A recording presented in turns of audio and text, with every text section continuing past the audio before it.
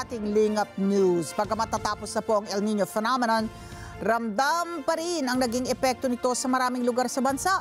Sa isinagawang lingap sa mamamayan ng Iglesia ni Cristo sa pangunguna po ng Executive Minister kapatid na Eduardo V. Manalo, kabilang ang mga magsasaka at mga mangisda sa Sultan Kudarat at Cotabato ang nilingap. Narito po ang report ni Emma Tiglao. Sa nagdaang matinding tagtuyot, marami sa mga kababayan natin sa Mindanao ang naapektuhan. Kabilang narito ang mga kababayan natin sa mga barangay sa mga lalawigan ng Cotabato at Sultan Kudarat. Masyado kahirap po. Walang ulan, walang tubig. Wala po kaming ani at saka dry season po ngayon. Mahirap ang hanap buhay po nga namin ngayon sa salunayan po. Mahirap po kasi ang aming kita po wala na. Mahirapan na kami ang kita namin. Nagtanim po kami. Nasunog din po ng init. Palay po namin. Mga 4 months po, nagtabol po kami ng palay kasi alam namin baka hindi din matuloy yung El Nino. Nasunog din po nung magbunga na yung palay. Wala namang tubig po, malalaki pong bitak yung lupa. Sa panahong ito ng krisis dulot ng El Nino, hindi nalimot ng pamamahala ng Iglesia ni Cristo na hatdan sila ng tulong sa daglian nilang pangangailangan.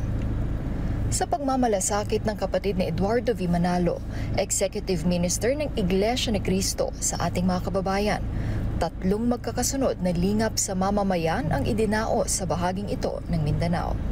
Sa aming distrito po, ang pangunahing tumanggap po ng lingap ay ang mga kapatid nating magsasaka na naapektuhan po ng El Nino.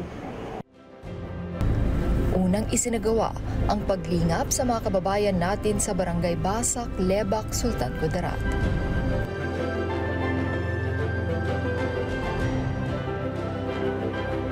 Sinundan ito ng paglingap sa mga residente ng Barangay Aurelio Freire Sr. na sakop pa rin ang bayan ng Lebak.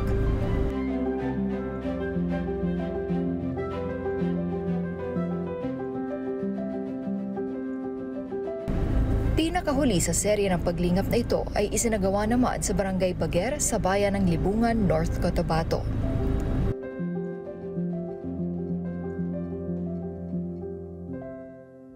Dito namin nakilala ang mag-asawang sina Frederico at Melanie Santillan.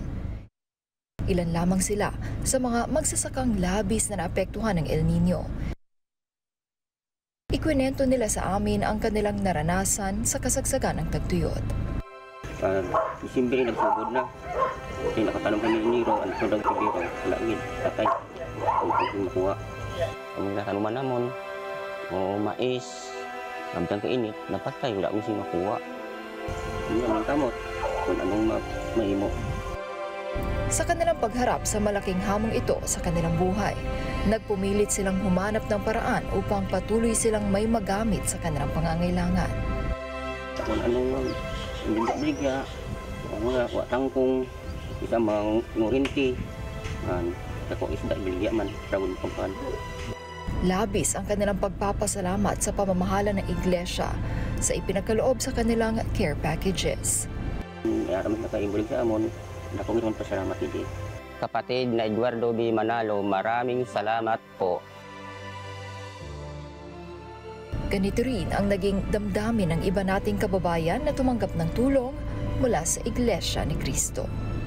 Maraming salamat po sa lingap na binigay sa amin, nakapagtawid po sa aming pangangailangan. Masayang-masaya talaga ako kasi sa natanggap kong biyayang galing sa Panginoon at sa concern po ng ating mahal na kapatid na Eduardo V. Manalo. Maraming salamat po sa kapatid na Eduardo po kasi naalala po nila kami. Masayang-masaya po. Salamat po kapatid na Eduardo Manalo. Binigyan niyo na biyaya sa amin. Malaking tulong na po ito sa ating pamilya po. Masaya po dahil nabigyan po ng tawid gutom po. Dahil napakaagap ng pamamahala, iniabot nila kaagad ang kanilang kamay. Damang-dama ng mga kapatid yung yakap ng pagmamahal, ng pamamahala. Pinagpapatuloy po ng pamamahala ang ganitong mga gawain o aktibidad iniaabot nila ang kanilang kamay, ang kanilang pagtulong, hindi lamang po sa kapwa-tao, kundi sa mga kapatid.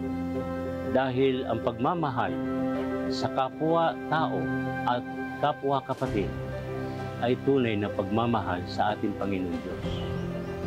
Kung kaya hindi po matapos-tapos ang aming pasasalamat sa ating namamahala sapagkat nadadama namin ang kanilang mapagkandiling pagmamahal sa mga kapatid. Maraming salamat po, kapatid Eduardo B. Manalo.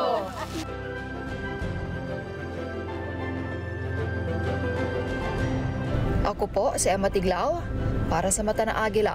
Matatag, matapang, matapat. Maraming salamat sa inyo pong pagsubaybay sa Mata ng Agila Primetime. Para malaman ang matatag, matapang at matapat na mga balita, i-follow lamang at mag-subscribe sa @Net25 TV.